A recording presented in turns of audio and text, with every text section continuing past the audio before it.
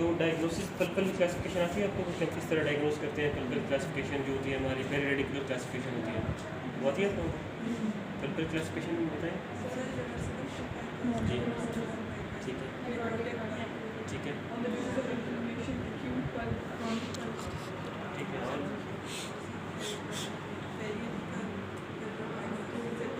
ये कौन सी क्लासिफिकेशन है ये बताएं? ठीक है। और ठीक है। और अच्छा, अगर एक पेशेंट है उसका कोई ड्रेनिंग साइंस है, ठीक है, उसे बस ड्रेन हो रहा है, तो वो एक्यूट एपिकल एब्सेस होगा या क्रोनिक एपिकल एब्सेस होगा? और एक्यूट एपिकल एब्सेस में होता है या क्रोनिक में? एक्यूट में, ठीक है। अच्छा, ये हम लोग इस वजह से करते हैं ताकि हम डायग्नोसिस एस्टैब्लिश करें, ठीक है ना। पेशेंट जब यहाँ पे रिपोर्ट करेंगे, ठीक है, तो आप लोगों ने पेशेंट की स्लिप में लिखना है कि इसका रिवर्सिबल पल्पाइटिस है, इरिवर्सिबल पल्पाइटिस है, ठीक है। अगर इरिवर्सिबल है विद नॉर्मल पेरिएफेक्स है, विद सिम्प्टोमेटिक एपिकल पेरिडोंटाइटिस है, विद एसिम्प्टोमेटिक एपिकल पेरिडोंटाइटिस है, या विद क्रोनिक एपिकल एब्सेस है, विद एक्यूट एपिकल एब्सेस है, ठीक है ना। आप लोगों में और क्वेक में यही डिफरेंस है कि आप लोग डायग्नोस करके काम करते हैं और वो विदाउट डायग्नोस, ठीक है। तो आप लोगों ने यार पेशेंट के साथ डायग्नोसिस आप लोगों ने करना है, ठीक है। अच्छा, हम रिवर्सिबल और इरिवर्सिबल में किस तरह डायग्नोस करते हैं? ये रिवर्सिबल है और ये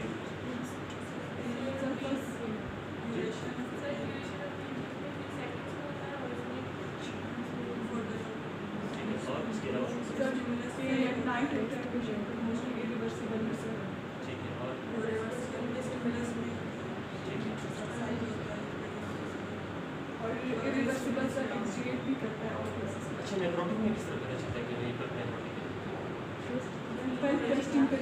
अच्छा, सबसे पहले रिवर्सिबल कर लेते हैं। उसमें ये होता है ना, पेन में आप लोगों ने कुछ चीज़ें पूछनी है। सबसे पहले आपको पेन में पूछना है कि पेन लोकलाइज्ड है या लोकलाइज नहीं है। कभी पेशेंट को वो कहते हैं मुझे क्वाड्रेंट में पेन है, मेरे को पता नहीं चल रहा है कहाँ पेन है, ठीक है, तो वो ज़्यादा रिवर्सिबल की तरफ चल रहा होता है, ठीक है। अच्छा, उसके बाद पेन की इंटेंसिटी का आपने पूछना है, ठीक है, माइल्ड है, मॉडरेट है, सेवियर है, तो वो भी डिफ्रेंशिएट कर लेंगे, ठीक है। उसके बाद पेन की ड्यूरेशन का आप लोगों ने पूछना है। अगर विद इन सेकेंड्स कोई चीज़ खत्म हो रहा है तो उसका मतलब वो रिवर्सिबल है। अगर वो मिनटों तक चल रहा है, कंटिन्यूस चल रहा है, ठीक है ना, तो वो रिवर्सिबल है, ठीक है ना। उसके बाद पेन की कमेंसमेंट होती है कि कितने टाइम से पेन है उसको। हो सकता है वो पेशेंट रिपोर्ट करो मुझे 1 साल से पेन है, ठीक है ना, या पेशेंट को 2 दिन से पेन हो सकता है। अगर कमेंसमेंट ऑफ पेन है ना, बड़े अरसे से पेन है उसको, तो वो क्रोनिक की तरफ जाएगा, इरिवर्सिबल की तरफ, ठीक है। उसके बाद उसके एग्रीवेटिंग फैक्टर्स कौन से हैं, ठीक है, कौन सी चीज़ें उसको एग्रीवेट करनी है, ठीक है। हो सकता है कि पेशेंट जब सो रहा हो वो ही एग्रीवेटिंग फैक्टर हो, ठीक है, ब्लड फ्लो बढ़ जाता है टुवर्ड्स एडरेनालिन और प्रेशर वो आ जाता है, तो इस वजह से पेन होता है, ठीक है ना।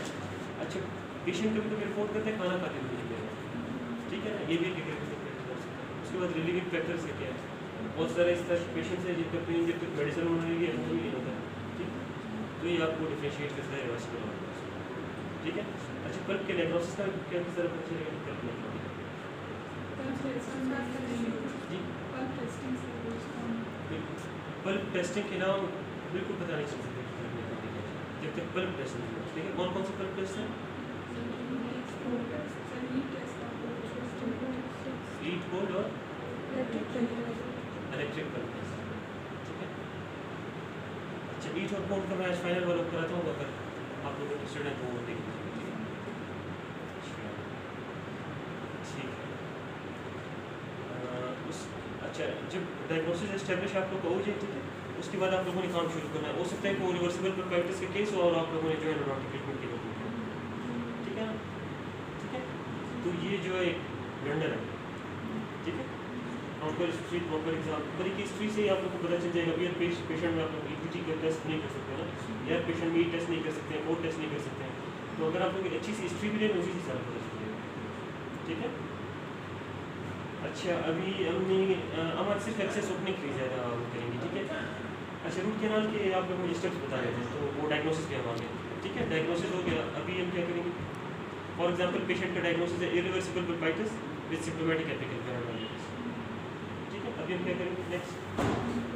सर ट्रीटमेंट पे ठीक है, फिर स्टार्ट एनेस्थीसिया जी सर, फिर आइसोलेशन और एसिस कैविटी प्रिपरेशन आइसोलेशन किस तरह करेंगे? और सर बेस्ट है और बताओ तो कॉटन यूज़ कर रहा था आप लोगों ने नहीं किया, आप लोगों ने भी रबर डैमेज नहीं किया, ठीक है, तो वीडियो हमने लगा दिए, फिर क्या करेंगे? सर एक्सेस कैविटी प्रिपरेशन ठीक है, एक्सेस कैविटी प्रिपरेशन में सर एक्सेस ओपनिंग करेंगे ठीक है, ओपनिंग चैम्बर ओपन होगा, फिर क्या करेंगे? सर कवर्टी सेंटर कमेंट जेनाज को ऑपरेट करेंगे, जेनाज को किसी से ऑपरेट करते हैं? एरोनॉटिक एक्सप्लोरर, जी जी, उसको एरोनॉटिक एक्सप्लोरर भी कहते हैं, ठीक है?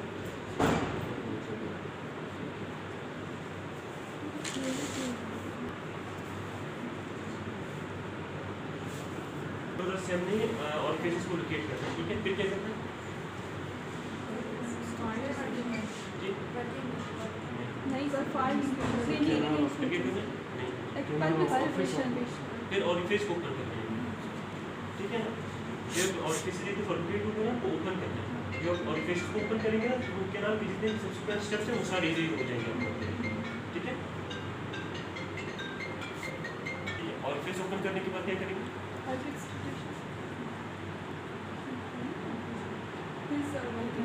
वर्किंग लेंथ, ठीक है? वर्किंग लेंथ किस तरह देंगे? अच्छा, रेडियोग्राफ से किस तरह देंगे?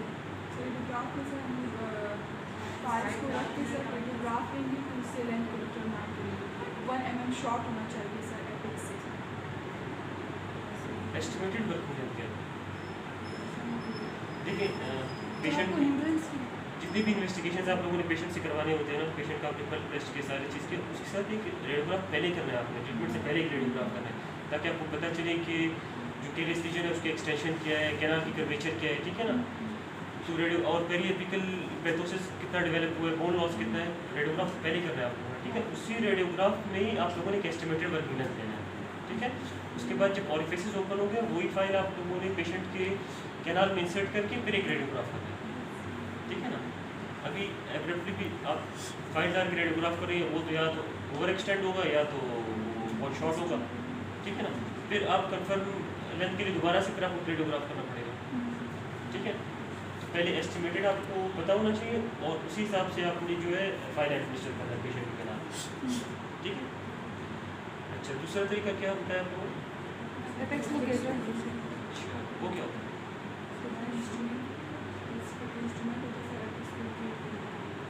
वो किस तरह का एक्सप्लेन करते हैं? जी अच्छा, यूज देखिए, जी चलिए। अच्छा, वर्किंग लेंथ भी हो गया पेशेंट का, फिर क्या करेंगे? जी अच्छा, क्लीनिंग और शेपिंग और पल्प एक्सट्रूडेशन में क्या डिफरेंस है? सर पल्प एक्सट्रूडेशन में तो वाइटल पल्प को रिमूव कर रहे हैं, क्लीनिंग शेपिंग में डेब्री और वो नेक्रोटिक टिश्यू। क्लीनिंग शेपिंग वो करते हैं क्यों? सर वाइटल रूट कैनाल्स को शेप करने के लिए ताकि स्टमक से ऑब्चुरेट कर सकें और जो रेमनेंट्स है कैनाल्स को उसको रिमूव कर सकें, ताकि 3D एक ऑब्जर्वेशन हो उसमें, ठीक है? इस वजह से शेप करते हैं उसको, और क्लीन इस वजह से करते हैं ताकि बायोलॉजिकल एनवायरनमेंट हमें मिले और वहाँ पे जितने भी बैक्टीरियाज वगैरह है ना हमें एक बायोलॉजिकल एनवायरनमेंट मिले ताकि उसकी हीलिंग शुरू हो जाए, ठीक है? अच्छा चलिए ठीक है, क्लीनिंग शेपिंग हो गई, फिर क्या करेंगे? ऑपरेशन करेंगे। एरिगेंट कुछ चीज़ होती है, एलिगेंट एंड मेडिकल एरिगेंट से कुछ पता है आपको कौन सा एरिगेंट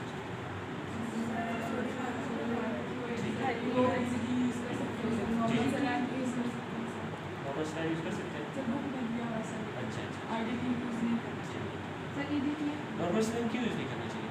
हम कहते हैं ना नॉर्मल स्टाइल अच्छा एरिगेंट नहीं है, और सोडियम क्लोराइड अच्छा एरिगेंट है, क्लोराइड अच्छा एरिगेंट है, EDTA अच्छा एरिगेंट है,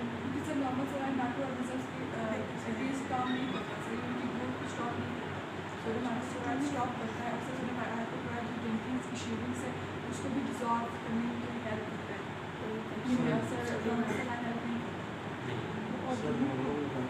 सोडियम क्लोराइड क्या करता है? नाइट्रोजन शेविंग्स को डिसॉल्व नहीं करता है, वो पल्प को डिसॉल्व करता है, ठीक है? ऑर्गेनिक इनऑर्गेनिक में उसको कोई काम नहीं। अच्छा, जो नॉर्मल सलाइन है कुछ लोग कहते हैं कि ये भी थोड़ा बहुत एंटीबैक्टीरियल इफेक्ट इसका भी है, ठीक है? इसमें किस तरह का एंटीबैक्टीरियल इफेक्ट किस तरह होता है इसका? कहते हैं कि एक हाइपरटोनिक सॉल्यूशन है, इस वजह से हो सकता है कि थोड़ा बहुत इसका बैक्टीरियल इफेक्ट हो, लेकिन वैसे ज़्यादा इन्वेस्टिगेटर्स ये कहते हैं कि इसका जीरो एंटीबायोटिक होता है, ये सिर्फ डेब्रीज रिमूव करने के लिए यूज़ होता है, और इन बिटवीन इरिगेंट्स आप यूज़ कर सकते हैं। अगर आपने सोडियम हाइपोक्लोराइड यूज़ किया है, अभी आप EDTA यूज़ करना चाहती हैं या क्लोरोजिडिन यूज़ कर रही है, ठीक है, उनके इन बिटवीन आपने एक दफ़ा नॉर्मल सलाइन यूज़ करना है, ठीक है, तो इसलिए यूज़ होता है। वैसे जो जितने भी जनरल डेंटिस्ट है ना, वो सबसे ज़्यादा वो यूज़ करते हैं नॉर्मल सलाइन, ठीक है। अच्छा, सोडियम हाइपोक्लोराइड क्यों अच्छा है, बाकी रिएजेंट्स क्यों अच्छे हैं? बस सर इजीली अवेलेबल होता है सर, एक्सपेंसिव होने के मोस्ट कॉमन यूज़ किया जाता है। ये आपको फर्स्ट में वाला आप जो कॉल करते हैं होता है, वो हम इसी तरह करते हैं, नए रिएजेंट की वही आइडियल प्रॉपर्टीज होते हैं, वो आगे पीछे करते हैं, ठीक है।